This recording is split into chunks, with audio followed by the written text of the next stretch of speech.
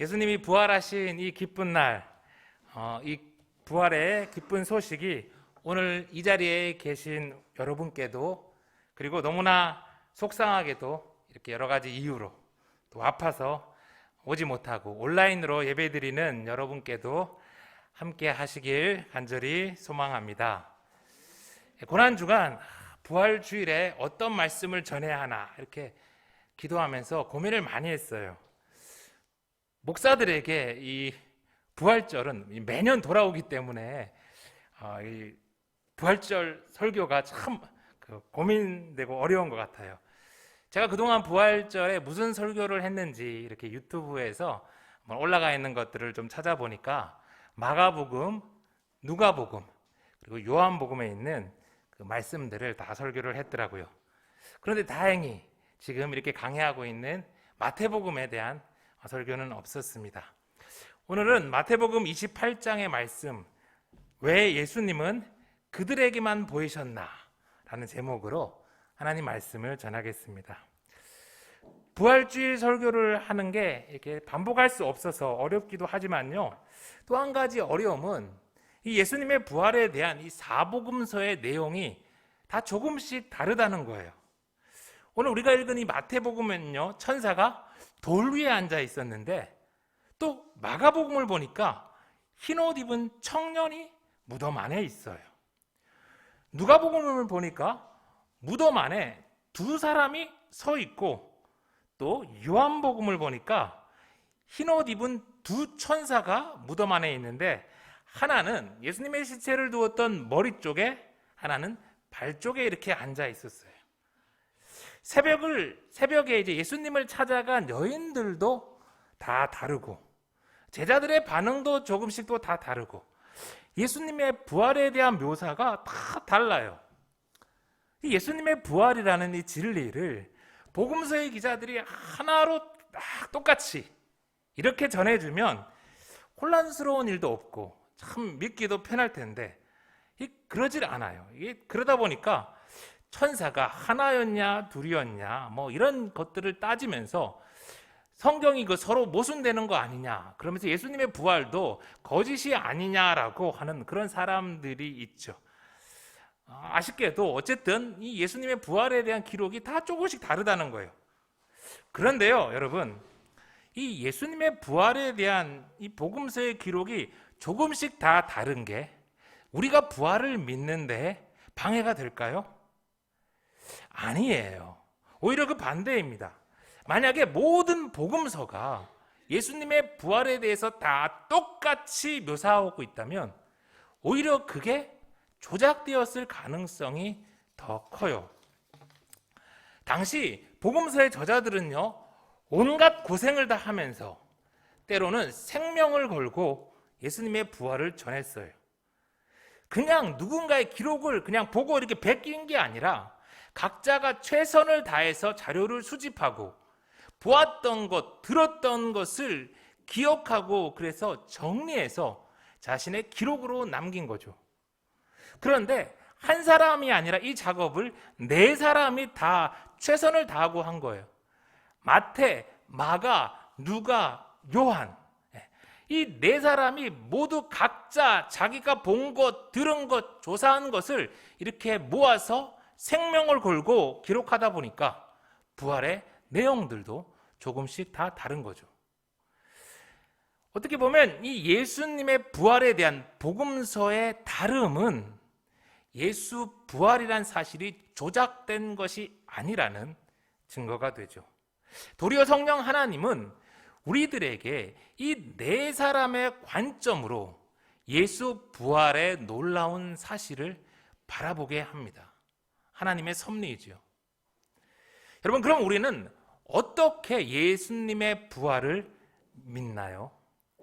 예수님이 부활하셨다는 구체적인 증거가 있나요? 종종 사람들은 예수님의 빈 무덤을 가리켜서 예수 부활의 증거라고 합니다. 다른 종교의 성인이나 신들은 무덤에 묻혀 있는데 예수님은 무덤이 비어 있으니까 그게 예수님이 다시 사셨다는 증거라는 거죠. 그런데 지금 예루살렘에 예수님의 빈 무덤이라는 곳이 진짜 예수님의 무덤인지 그것도 긴가민가 하고요.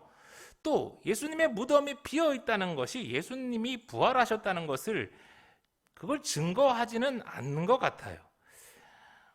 또 어떤 이들은 예수님이 입으셨던 그 수의가 예수님이 입고 돌아가셨던 그 옷, 그 수 이렇게 둘둘 말아도 그게 예수님 부활의 증거라고 하는데 그것도 아닌 것 같아요. 하나님이 이 땅에 십계명과 언약궤를 놔두지 않은 것처럼 하나님은 예수 부활의 증거를 세상에 남겨두지 않으신 것 같아요. 왜냐하면 남겨두었으면 어떻게 되었을까요? 모세가 남겨둔 그 노뱀처럼 그게 사람들에게 또 다른 우상이 될 테니까요. 그럼 여러분, 예수 부활의 증거는 무엇일까요? 제자들과 초대교회의 성도들은 무엇을 보고 무엇 때문에 예수님의 부활을 믿었고 그 부활의 소식을 전하기 위해서 자기의 목숨까지 던졌을까요? 여러분, 예수 부활의 가장 확실한 증거는 바로 부활하신 예수님 자체였어요. 그들은 부활하신 예수님을 보았고 부활하신 예수님과 이야기 나누었고 예수님과 먹고 마셨기 때문에 그들은 자신의 생명까지도 드릴 수 있었어요. 무덤이니 수이니 그런 것들은 부활하신 예수님을 만난 제자들에게 아무런 필요가 없었지요. 여러분, 어떤 증거가 예수님의 부활에 대한 우리의 의심을 풀어줄 수 있겠습니까? 어떤 지식과 논리가 우리가 예수님을 믿도록 해줄 수 있겠습니까? 없어요. 예수 부활의 가장 확실한 증거는 부활하신 예수님 자신이며 예수님의 부활을 믿는 가장 확실한 방법은 바로 부활하신 예수님을 만나는 겁니다. 예수님 만나고 싶어요. 예수님 만나고 싶어요. 손을 모아 기도할 때 응답해 주세요. 어린 시절 어린아이들 많이 부르는 찬양인데 여러분, 예수님의 부활을 믿고 싶다면 예수님께 만나달라고 기도해 보세요. 그런데 여러분, 성경을 가만히 보니까요, 부활하신 예수님이 아무에게나 나타나지 않으셨어요.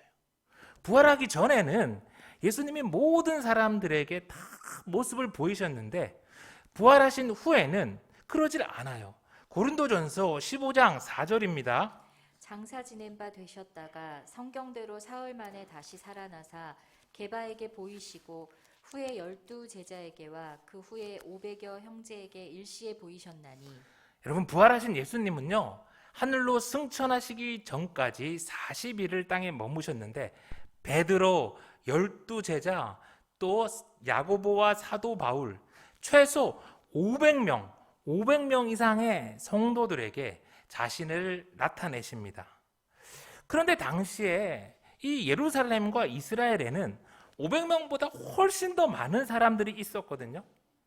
만약에 더 많은 사람들이 부활하신 예수님을 보았다면 분명 제자들은 더 많아지고 교회는 더 커졌을 거예요. 그런데 예수님은 그때 이스라엘에 있던 사람들 모두에게 부활하신 모습을 나타내지 않으세요. 여러분, 한 가지를 더 생각해 볼게요. 만약에 여러분이 억울하게 십자가에 달려 죽게 되었는데 사흘 만에 부활하게 되셨다면 여러분, 부활하고 나서 누구를 찾아갈 것 같으세요? 저는 나를 억울하게 모함한 대제사장과 종교 지도자들, 그리고 억울한 판결을 내려서 나를 십자가에 죽게 한 빌라도 앞에 그냥 딱 나타나가지고 그냥 그들을 혼쭐 내줄 것 같아요. 그런데 예수님은 그러지 않으시죠. 이번 고난주간을 준비하면서 이렇게 보내고 설교를 준비하면서 쿼바디스라는 영화를 다시 보게 됐어요. 1951년도 영화라 대부분 아마 보지 않았거나 보신 분들도 기억을 잘 못하실 것 같아요. 여러분 참 좋은 영화니까 한번 볼 수 있었으면 좋겠어요. 이 네로가 로마의 그 대화재를 일으키고 그 책임을 기독교인들한테 이제 뒤집어 씌우고 기독교인들을 무자비하게 박해합니다. 콜로세움에서 사자의 밥이 되게 하고 장대에 매달아서 막 불에 태워 죽이는 그런 끔찍한 만행을 저질러요. 그런 네로와 또 그 옆에서 함께 즐거워하는 그런 군중들을 보면서 너무너무 화가 났어요. 당장 부활하신 예수님이 그 자리에 나타나서 저들을 심판해 주셨으면 너무 좋겠다는 생각이 간절했어요. 영화를 보는 저도 그런데 그 자리에서 순교당한 그 성도들의 마음은 어땠을까요? 그런데 고난주간 설교를 계속 준비하면서 알게 되었어요. 부활하신 예수님이 왜 그때 대제사장과 빌라도에게 나타나지 않으셨는지, 왜 악마와 같은 그 네로에게 나타나지 않으셨는지를요. 여러분, 그 순간 부활하신 예수님이 그들에게 나타났다면 어떻게 되었을까요? 아마 그들은 부활하신 예수님을 보고서 머리를 조아리며 싹싹 빌지 않았을까요? 살려달라, 살려달라, 잘못했다. 그러면 그런 그들을 예수님이 어떻게 하실까요? 선하신 주님이 그 잘못했다고 빌고 회개하고 용서를 구하는 그들을 용서해 줘야 되지 않겠어요? 그러면 그동안 그들이 저지른 그런 악행은 다 어떻게 되겠어요? 그들에 의해서 순교를 당한 이들의 억울함은 다 어떻게 풀어요? 여러분, 부활하신 예수님이 그때 그들에게 모습을 보이지 않으시는 건 그 자체로 그들에게 마지막 회개의 기회를 주지 않는 예수님의 심판입니다. 심판. 요한복음 5장 27절의 말씀 한번 들어보세요. 또 인자됨으로 말미암아 심판하는 권한을 주셨느니라. 이를 놀랍게 여기지 말라. 무덤 속에 있는 자가 다 그의 음성을 들을 때가 오나니 선한 일을 행한 자는 생명의 부활로, 악한 일을 행한 자는 심판의 부활로 나오리라. 그들은 부활하신 예수님을 보지 못하고 만나지 못한 채 무덤으로 들어갑니다. 그들은 영영 회개의 기회를 얻지 못했고 그들의 악행으로 인해 심판의 부활을 맞이하게 돼요. 여러분, 이것이 독생자 예수를 십자가에 내어준 하나님의 공의입니다. 대신 부활하신 예수님이 누구에게 자신을 보이셨나요? 예수님은 택하신 자들에게 자신을 드러내십니다.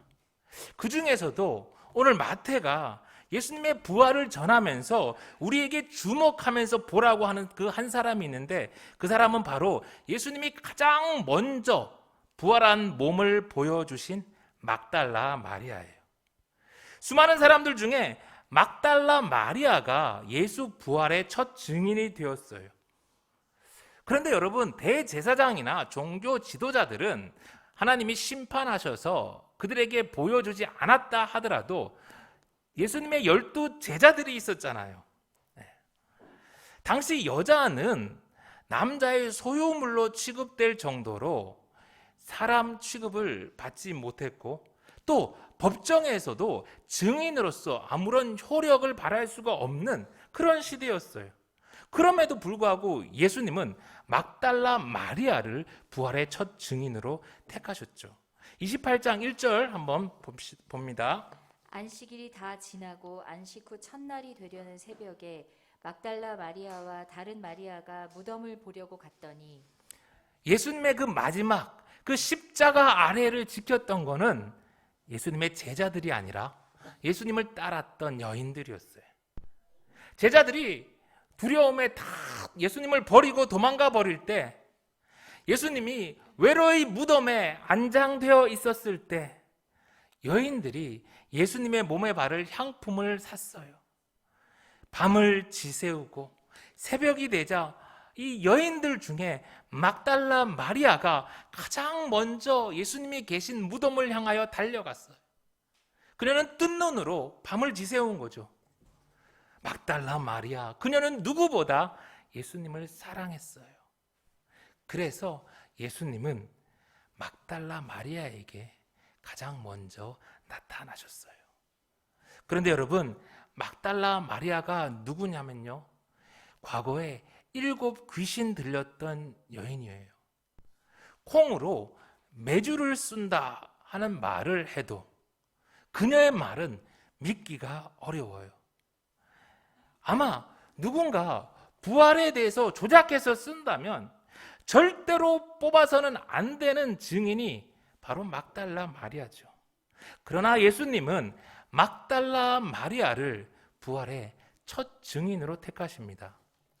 여러분, 우리가 어떤 학교를 나왔고 어떤 지위를 가졌고 얼마나 신앙생활을 오래 했느냐, 그런 게 중요한 게 아니에요.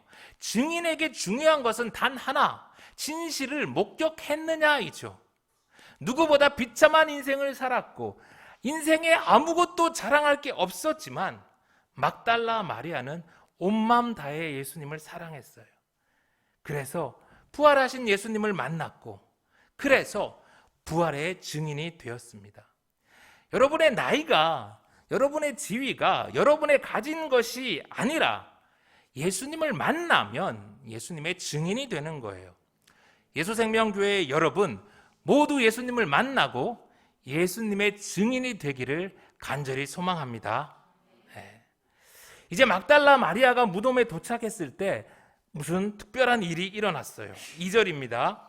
큰 지진이 나며 주의 천사가 하늘로부터 내려와 돌을 굴려내고 그 위에 앉았는데 그 형상이 번개 같고 그 옷은 눈같이 희거늘 지키던 자들이 그를 무서워하여 떨며 죽은 사람과 같이 되었더라.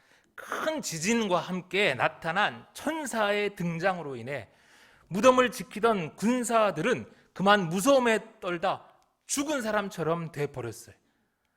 세상 사람은 아무리 힘이 세도 지진 같은 것을 감당할 수 없어요. 천재지변 앞에 한없이 작아지는 게 인간이에요. 그런데 천재지변도 감당 못하는 인간이 천사와 같은 영적 존재를 만나면 감당할 수 있겠어요? 그런데 막달라 마리아는 달랐어요. 힘센 군인은 천사 앞에 쓰러져 죽은 것처럼 되었지만 연약한 막달라 마리아는 쓰러지지 않았어요. 군인은 몰랐지만 막달라 마리아는 영적 세계를 알았으니까요. 비록 번개 같은 천사의 등장에 무섭기는 했지만 죽은 자처럼 쓰러지지는 않았어요. 살다가 똑같은 상황이 벌어질 때 여러분, 성도는요 오늘 마리아와 같이 다르게 반응할 수 있습니다. 아니, 다르게 반응해야 해요. 우리도 영적 세계를, 하나님의 살아계시고 역사하심을 알잖아요. 그러니 하나님 모르는 사람처럼 정신줄 놓고 있다 자빠지지 말고 깨어 기도해야 해요. 여러분, 계속해서 5절의 말씀입니다. 우리 같이 한번 읽을게요. 시작. 천사가 여자들에게 말하여 이르되 너희는 무서워하지 말라. 십자가에 못 박히신 예수를 너희가 찾는 줄 내가 아느라. 번개 같은 그런 형상의 눈부시게 빛나는 천사, 그 천사는 무덤을 지키던 그 군사를 등장만으로 쓰러뜨려 버릴 두려운 존재였어요. 그러나 그 천사는 오늘 이 여인들을 향하여 무서워하지 말라라고 안심시킵니다. 왜요? 천사들은 지금 이 여인들을 심판하러 죽이려고 온 게 아니잖아요. 예수님이 다시 사신 이 기쁜 소식을, 놀라운 소식을 전해주려고 온 거예요. 여러분, 우리도 신앙생활을 하다 보면요, 오늘 마리아와 같이 놀라운 영적 체험을 하게 될 수 있습니다.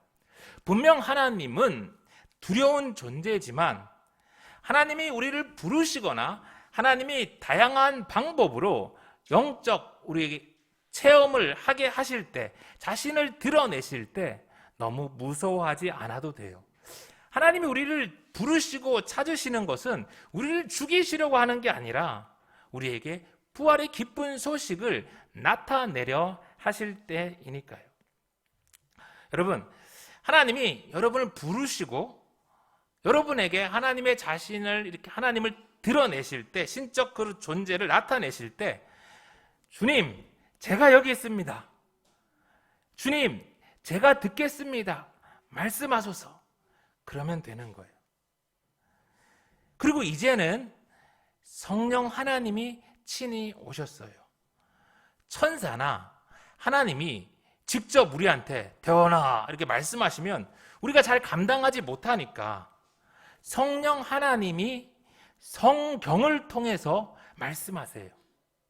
그러니 너무 천사와 같이 그런 것만 하나님의 말씀이라고 생각하지 말고 고요한 가운데에서도 성경을 통해서 전해지는 하나님의 말씀도 여러분 귀담아 들으세요.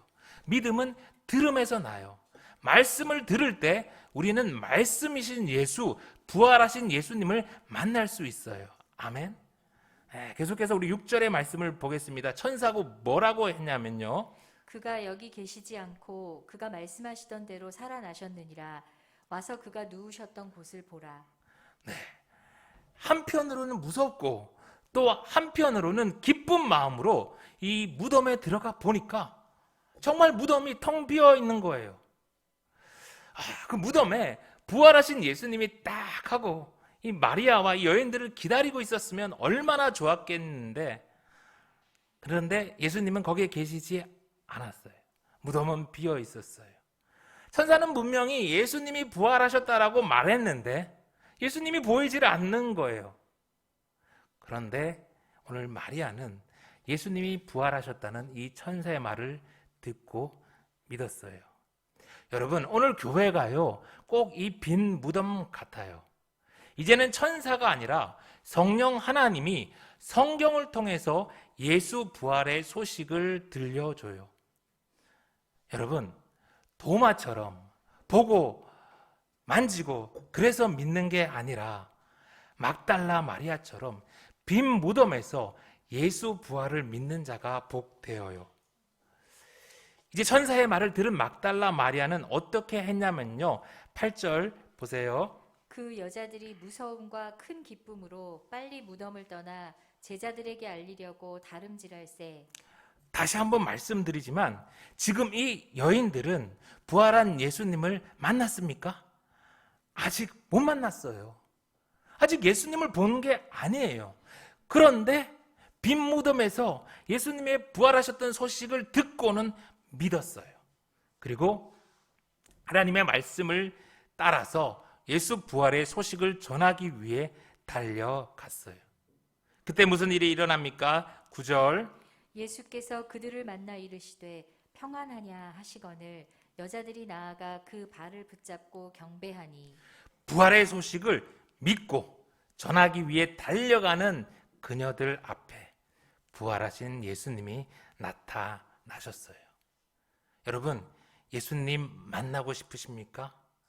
그러면 막달라 마리아와 같이 누구보다 무엇보다 예수님을 사랑하세요. 그리고 막달라 마리아와 같이 예수 부활의 소식을 믿으세요. 그리고 전하세요. 그러면 우리의 그 길에서 예수님이 우리도 만나 주실 거예요. 부활하신 예수님은 그녀들에게 나타나서 평안하냐라고 말하십니다. 한글 번역은 평안하냐 의문문으로 되어 있지만 헬라어 원어 카이레테라는 말은요, 의문문이 아닌 명령문입니다. 기뻐하다라는 동사 카이로의 현재 능동태 2인칭 명령형 복수로서 너희들은 기뻐하라라는 말씀이에요. 예수님은 아직 두렵고 불안에 떠는 그녀들에게 나타나서 내가 부활했으니 더 이상 무서워하지 말고 기뻐하라라고 하시는 거예요. 여러분, 예수님을 만나고 또 예수님의 이 말씀을 들었을 때 막달라 마리아와 또 그녀들이 얼마나 좋았을까요? 그들은 즉시 예수님의 발을 붙들고 경배합니다. 세상엔 여전히 예수님의 부활을 믿지 않고 또 믿으려 하지 않는 사람들이 많아요. 여러분, 왜 그런지 아세요? 예수 부활의 소식이 막달라 마리아와 같이 예수님을 사랑한 이들에게는 비교할 수 없는 큰 기쁨의 소식이지만 예수님을 못 박은 이들, 예수님보다 세상을 더 사랑하는 이들에게는 끔찍한 심판의 소식이니까요. 성도 여러분, 여러분에게는 예수님의 부활이 진정 큰 기쁨의 소식입니까? 여러분은 진정 예수님의 부활을 믿으십니까? 그럼 세상을 두려워하지 마세요. 내일을 두려워하지 마세요. 예수님을 만난 이 여인들처럼 기뻐하며 다시 사신 예수님을 찬양해요. 다시 사신 예수님을 경배해요. 예수님이 우리를 위해 죽으셨다가 다시 살아나셨습니다.